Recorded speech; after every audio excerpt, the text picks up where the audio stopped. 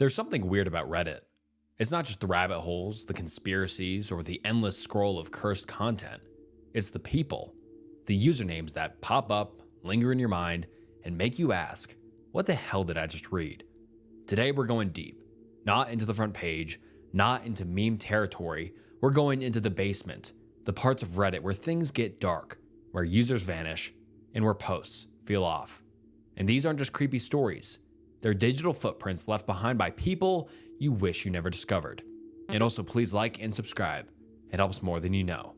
And today we're exploring some creepy Reddit users, the ones you wish you could forget. Let's begin.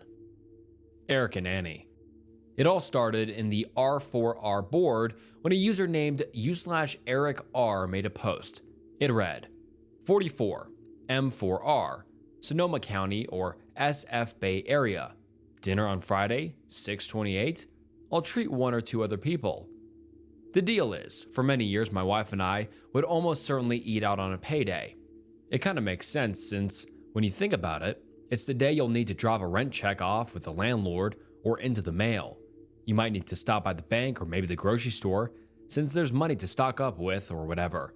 If you're used to eating dinner right after work, this all gets in the way, so you might as well stop and get something while you're out. In the last few years, we intentionally turned it into sort of an event. We could afford to eat out more often, and did, so this was the meal that we would try to go somewhere new, or an old favorite that we hadn't been to in a while, or was a bit more expensive than usual. After 15 years, we split up at the beginning of February. I've kept up with payday dinners and eaten sushi at the bar instead of a table, as well as tried Peruvian cuisine for the first time, and done a decent job of being okay alone.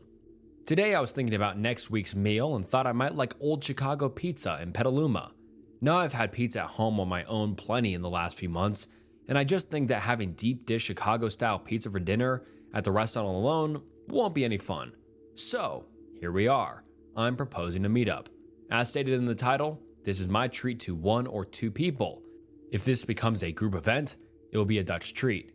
So yeah, just a pretty normal guy posting a random hangout plan on Reddit, hoping a few people might show up. Not many did because, let's be honest, who actually goes to random meetups they find online?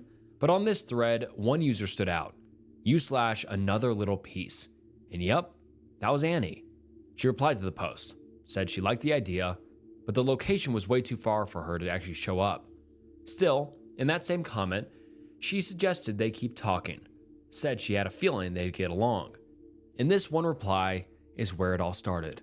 They started talking, and later on, we get another post from Annie, which sets the ground for the whole situation. Wonderful. Although given the way you carry yourself, I'd say the honor is all mine. Smiley face. Pen pal sounds great to me. Retro with no hint of irony. You probably saw I have an SO, short for a significant other. I'm loyal to a fault and would never give him pause. So the correspondence would need to be in public Reddit threads of some sort, meaning no PMs, emails, or such.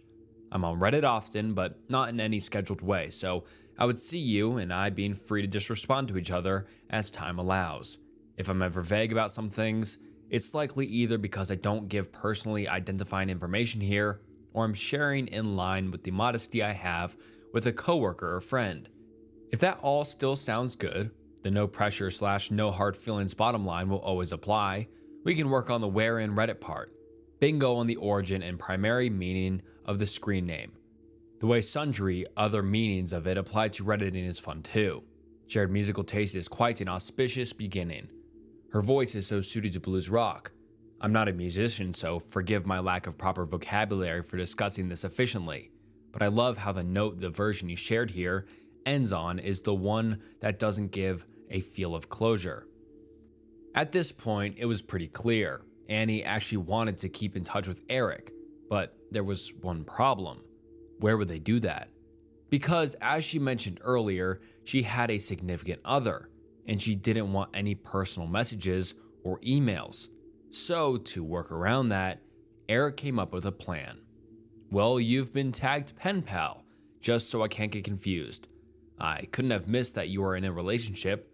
The way you describe the depth of your mutual feelings is really inspiring on the one hand, and ever so slightly saddening due to my current status on the other hand.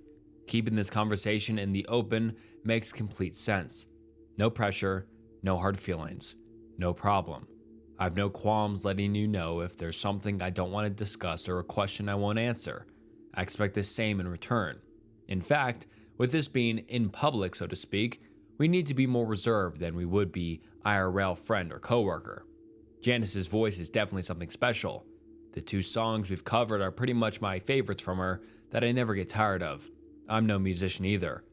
What sticks in my mind about the end is the sound of their voices together. Pretty sure it's harmony or harmonization, but I rather like your philosophical take on it.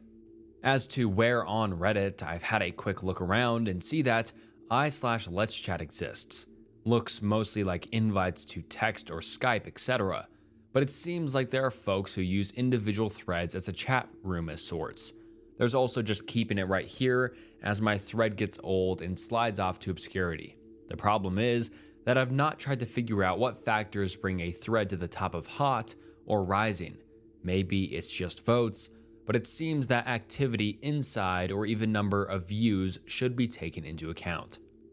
So this was Eric's plan to stay in touch with Annie. He suggested they create separate threads, branches just for the 2 of them to talk. They'd chat there, and after a while, the threads would get archived on their own. It was a sneaky little setup, but it worked. And more importantly, it fit perfectly with Annie's conditions, so she agreed. And that's when the first thread was created, chat channel for Annie. Want to try this up for a while? This might fit the requirements. It seems that none of the rules could stick a bot on us. Worth a try if you'd like to. Yep, this was the very first thread they made just to talk. And first glance, looks pretty normal until you look at the number of comments. And it ended up having over 24,000 comments. From the outside, it looked like something pretty wholesome, just a genuine connection forming between 2 strangers online. However, the sheer number of comments alone under this post is just insane, and soon enough, the thread got deleted by the subreddit admins. But by that point, it was obvious. These 2 had started catching real feelings. Let's be real, no one spends that much time on Reddit talking to just one person unless they're seriously into them. And it wasn't just casual anymore.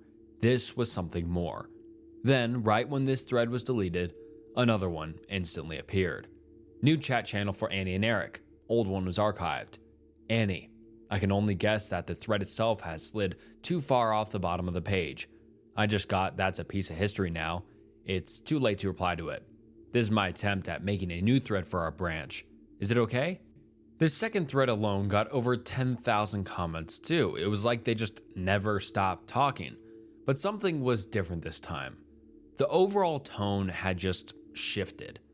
Their replies started getting more poetic, or to put it bluntly, kind of cheesy. Another little piece. Light bringer.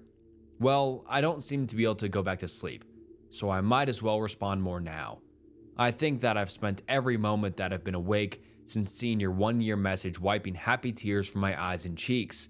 I don't know why, but your message is releasing something huge in me. Eric R. Maker of joy. Wow, what you can say, what you can give, and the happiness it can cause in me. I had no idea there would be a chance for you to send such an abundance of your wonderfulness like that. I'd feel bad that I don't have the opportunity to fully reciprocate in the time I have this morning, but I know I'd not want you to feel bad in the reverse situation, so I won't. After that, the endless saga of comments just kept going. These 2 just didn't slow down. They kept talking nonstop. But then the second thread ended. And unlike the first one, which was taken down by the admins, this time they ended it on purpose. The last few comments were vague, almost cryptic. Smiley face. That's a smile that gave me quite the sigh of relief. Hi, smiley face. Maybe thread gets closed at 10 months age or something. Anyway, we still have our own place. All my best to you and your lovely one. Smiley face.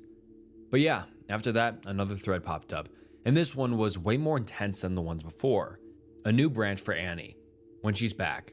Wow, what timing, eh?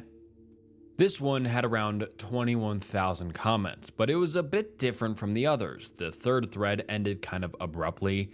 Annie just stopped replying out of nowhere. Eric kept posting for a little while, probably hoping she'd respond, but after some time, he went quiet too. And then, eventually, he started this fourth thread by saying, "I don't even know how you are going to see this. Many, many days of messages won't be in your inbox. I don't want to lose you. But there are so many signs that say I have to be without you, too. It seems that maybe I fucked up in this life, doesn't it? I have to do the rest of it alone. B could have me, but didn't love me. You can't have me. Sometimes living hurts more than the alternative might, but I promised to be here when you got back. I'll do my best. I'll add my first message, the one that was rejected due to being posted to a thread that was locked." Annie replied, and just like that, their conversations picked up again. But by now, there was a clear pattern. Eric was always the one starting the threads. He was the one showing up consistently, leaving updates almost every day. Annie, on the other hand, would sometimes disappear for days without saying anything. However, buried deep in the sea of comments on the fourth thread, Redditors found one reply from Annie that pretty much explained everything. In that comment, she admitted she just couldn't keep doing whatever it was she and Eric had going on. And the reason? Turns out it was jealousy. Eric had casually mentioned other girls, and that didn't sit right with her. So, even though she had been going silent, it was clear she still cared, maybe more than she let on. In a comment, Annie wrote something that clarified the fact that she had indeed been feeling jealous. "I could not go into a pit when another woman was brought up, but I was only able to do that when I held the nice things you said about me at arm's length so that I didn't let them in. That way, when the topic of the other woman came up, I wasn't hurting myself because I wasn't holding your words for me close to me at the time. I can't remember what you said at one time when I first brought up how much pain I feel when the topic of other women comes up, but it was something to do with how D number 2 was, and I tried to be different, better, nicer, stronger than I had been so as not to let you and our branch and me down." Reading through it feels pretty heartbreaking, because it wasn't just a random internet fling anymore. It felt like two people who wanted something real, but couldn't figure out how to make it work. All of this went on for a while under the same thread, until one last message showed up. One from Annie, and one from Eric. "I turn away from here. All my everything I can send. First, last, and everything. Smiley face. I turn away from here. All my everything I can send. First, last, and everything. Smiley face, frowny face." However, this is where things start to get really disturbing and frankly creepy. You see, for Annie, this was the end. She had disappeared from Reddit, gone completely ghost. Though Eric, he was still there. He never stopped sending messages. The hardest words I've ever heard. It's not been an easy 3 weeks. The world isn't vibrant, and I'm always barely hanging on. I've just done my work and done my preparing for the Orlando trip. I leave after work tomorrow. I'm running the tracker on this trip. I started doing it for you, so I don't know what else to do but link this trip here. I'll miss you every day of TL. Eric's behavior had changed, and he started coming on the thread almost every day, making comments, while in reality, he was just replying to himself. Disney World during Christmas-themed time is custom designed to salt the wounds of losing our time in TL. Everything about it just highlights so much of all we talked about for so long, and there's so much for me to tell you about. How proud you would be of my nephew's way with little ones as he portrays Santa Goofy in the roller coasters and everything. All of life. All things. You can tell this whole thing hit him hard. I mean, understandably though. He was clearly going through something, and it felt like he didn't really know how to process it or what to do next. Slowly, Eric's situation began to deteriorate. As of a year ago this instant, I had already broken our ability to talk for the rest of TL. That was a bit after 2 that day. You had to go away for a couple hours because of it. I know the message. The moment that you knew you couldn't take any more. Around now, you were back and catching up on a day's messages I sent. That's how amazing you are to me. How much you care.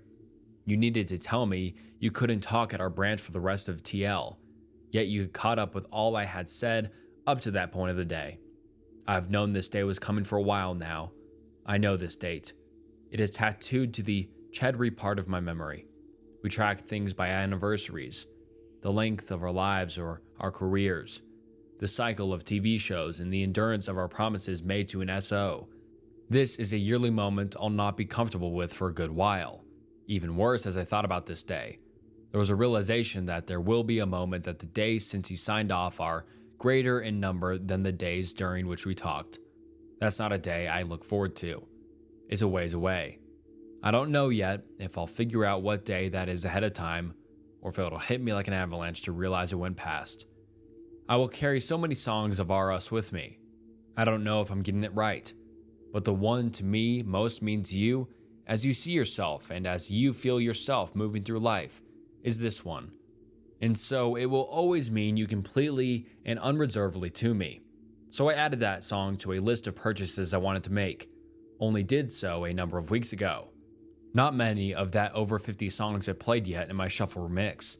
Today, it didn't feel like I could focus on my audiobook, but I still wanted sound in my helmet on the way home. On the way back to come here and think about the night you sent the above message. I kid you not, the first time since I bought that song, it was the very first thing that played. He kept making new threads, more messages, more updates. And under some posts, he even started leaving really unsettling comments. Stuff like, with any luck, this is the end.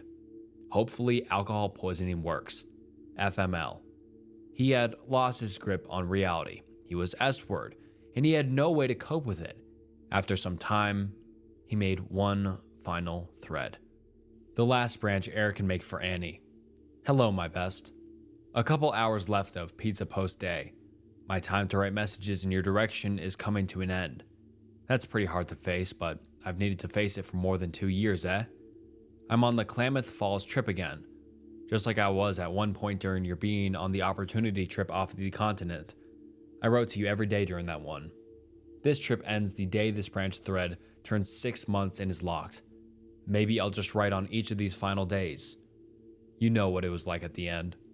Here's my progress. The prospect of you not having this stupid outlet for missing our days on the branch isn't very easy to face. That's a bit of a duh statement, isn't it? Were it easy, then I would have never written once after you turned away. Oh well, this life has been a bit of a mess. No reason to think anything would work out okay. Yeah, that's it. One final depressing post from his account. We haven't seen anything else from his account. All we can do now is hope he's in a better mental place, and that life is treating him well. As for Annie, her account has stayed quiet. The last thing we saw from her was the post where she ended things with Eric. Post-it notes in the apartment. Alright, let's be real. The first story was absolutely devastating, and I'm pretty sure you're not in the mood for more sad stuff right now, so this next one is different. This user went by the name R. Bradbury 1920, and they made a post in r/legal advice that read, on the 15th of April, I found a yellow post-it note in a handwriting that wasn't mine on my desk, reminding me of some errands I had to do, but told literally nobody about it. While odd, I chalked it up to something I did in my sleep, thinking maybe in my half-awake state, I scrawled it so it didn't appear to be my handwriting. I threw it out and thought little of it. On the 19th, I found another post-it note on the back of my desk chair, in the same handwriting as the previous note, telling me to make sure I saved my documents. I was freaked out, but there was no signs of a break-in, so I set up a webcam in my house aimed at my desk and used a security cam app for it to record after detecting movement. On the 28th, I woke up to find another post-it note, this one saying, our landlord isn't letting me talk to you, but it's important we do. I immediately checked the webcams folder on my computer and found nothing from the night before, but my computer's recycling bin had been emptied, which I am certain I did not do recently, indicating someone had noticed the webcam and deleted the files. They were just saved straight to a folder on my desktop called webcam. Today, on the 1st of May, I found another post-it note, this time on the outside of my door, with nothing written on it. And there also appeared to be post-its on many other doors in my apartment complex, all blank in varying colors. Do I have any legal recourse here? I have no proof except for the post-its, but those are written by my pen and on my post-it notes. So conceivably, I could have faked them. Would contacting the police get me in any trouble? If they can't determine any outside source for this, I just want to make sure I'm not wasting anyone's time. Should I consult my landlord? Those also living in the complex? Edit. I pulled up a letter I received from my landlord back when I moved in, and the handwriting is identical. Could this count as evidence? So yeah, this wasn't just some leaky pipe or noisy neighbor problem. What the OP was actually dealing with was basically a stalker, and not just any stalker. It was their landlord. Why would the landlord even do something like this?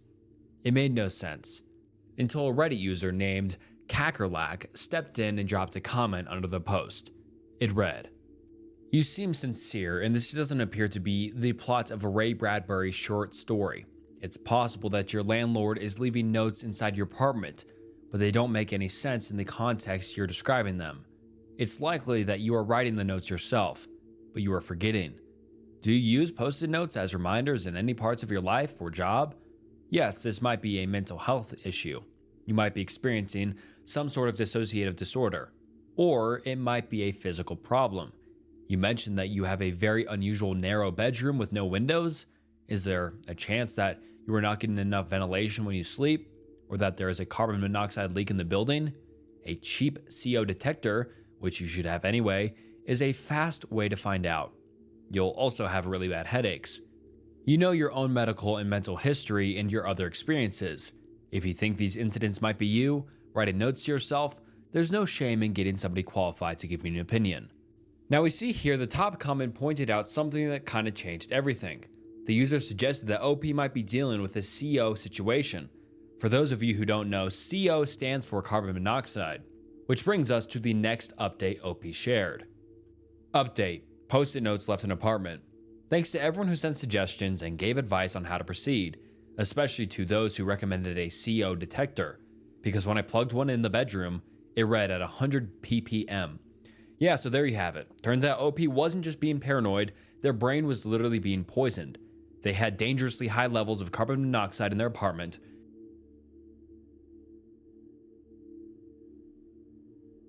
which was messing with their memory, their sense of time, and basically everything else. That's why they thought their landlord was sneaking in and leaving post-it notes everywhere.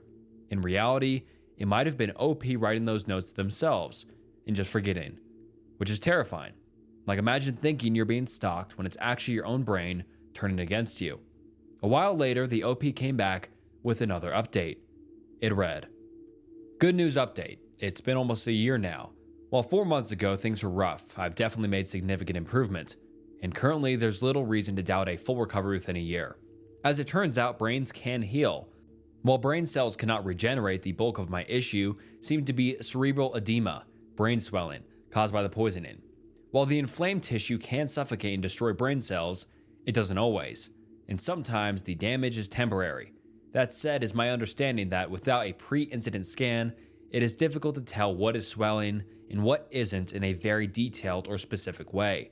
Long story short, while my comment from months ago was very depressed and hopeless, I'm much better in both mood and physical health. Though, in this situation, those aren't exactly separate categories. I'd say now, 10 months later, I'm about 80% back to normal.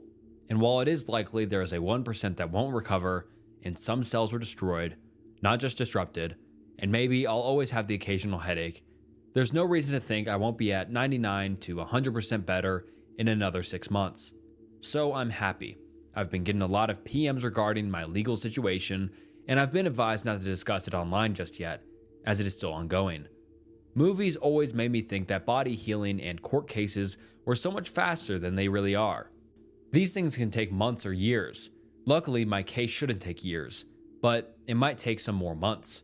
I can say that, legally speaking, things are really looking great for me. And in the meantime, I've had a really lovely place to stay, a very understanding boyfriend, and I've even been making art, a field I wanted to get into but never would if not for the incident. I will say though, I use a Moleskine notebook daily planner thing for now. I do keep busy, important for mental health. I'm kind of done with post-it notes for a while. Humans walking in hamster wheels. Alright, this next one's more of a short story, something OP experienced back when they were a kid, around 8 years ago. a user named Shesh U Chariot came on and made a post. It read, "When I was about 16, I came home from hanging with friends. I was a huge cartoon fan, still am. Grabbed some food and settled into my bed to watch Nickelodeon. I knew it was Nick because it was the last channel I watched that day and no one shared the TV in my room. So I turned it on to see this creepy black, white and gray screen where hundreds of nude humans are walking in a line over these hills in the background towards these giant hamster wheels in the front of the scene. They're walking towards the wheels as a few people are already in the wheels, walking endlessly and mindlessly in this robotic zombie-like state. The people walking towards the wheels are also in this similar state, as if there's no life within their eyes. They're just cold/robotic. There's this cold, wind-like noise whistling in the background. It looks real, not animated, and as I watch in awe at this dark scene, I come to a similar conclusion and ask myself why Nick would have something so live and non-action, really, as the entire scene keeps just repeating itself of more humans walking towards and in these hamster wheels. I started thinking maybe it's just some weird short and it's kind of cool in a dark sort of way. But minutes go by and it starts to get dull watching the same scene, not doing anything else, so I quickly change the channel to something else when in a split second I realize, wait a minute, what the fuck did I just watch? And change it back immediately, only to find SpongeBob on mid-episode. You could tell SpongeBob was on for a while, not like the weird short played and it just came on. Freaked out, I keep going to surrounding channels thinking maybe it wasn't Nick, but nothing has the hamster wheel video on. It felt really dark, almost evil when I watched it, and though seemed somewhat interesting at first, started to feel really wrong after a while. So that line with the repetitiveness of it all made me change it, but now that I realized that it wasn't on any channel in the first place, I was really creeped out and still am to this day. I don't know if this was necessarily a shift in reality or something sinister, paranormal, really a short, etc., but I've never been able to research and come up with anything about its existence since, including researching that day online in 2005 when it happened. I'd like to believe it was some dumb film project, but I can't find any evidence of it ever existing in reality as we know it. If anybody knows what the fuck I saw, I'd love to be debunked. Still somewhat wary of my TV till this day. Ugh. Now, there's really no solid explanation for this post. OP definitely saw something they weren't supposed to see. And to this day, no one's been able to figure out where that footage came from, or why it showed up at all. Salvia trip. This next post is a Salvia trip report from a Reddit user called ParkPsychological738. And yeah, their experience with this stuff was anything but normal. Now, if you've never heard of Salvia, here's the deal. It's a plant that some people smoke to trip, and while it's technically legal in a few places, the high is nothing like weed or shrooms. Salvia hits fast, like within seconds, and only lasts a few minutes. But those few minutes can feel like an eternity. People don't just get visuals with Salvia. They full-on leave reality. Some say they turned into furniture, melted into the floor, or felt like they were being dragged through different dimensions. It's honestly more creepy than fun for most people. The reason it's so intense is because Salvia affects a different part of your brain than other psychedelics. It's just super unpredictable. You might laugh, cry, or just straight up forget who you are for 5 minutes. So yeah, when someone posts about a Salvia trip, it's usually either super funny or really unsettling. And let's just say, this one falls way more into the unsettling category. The user wrote, "Took a hit of Salvia in a bong for 15 seconds laying alone in my bed. The trip lasted for 27 minutes but felt like 15 actual years. I experienced every second of every minute of every hour of every day of every month of every year without a pause. Every night I couldn't sleep because I was an object, so I would just wait at night for them to be awakened. I still remember this trip like it was yesterday, every single part of it. After I took the hit, I felt like I was coming out of my body. Then in a flash, I was a ceiling fan in the center of a living room. I completely forgot about my life before me and was only aware that I was a ceiling fan. I knew something was wrong and I constantly wanted to escape, but I couldn't tell why. I only knew that my purpose was to be a ceiling fan, only to observe with no feelings. The first year there was a semi-fat man who was bald on top and had gray hair around the side of his head like a horseshoe. He had a wife with blonde hair who was pregnant and would routinely walk around the house naked. They would watch TV together every night and often have sex on the couch during their show.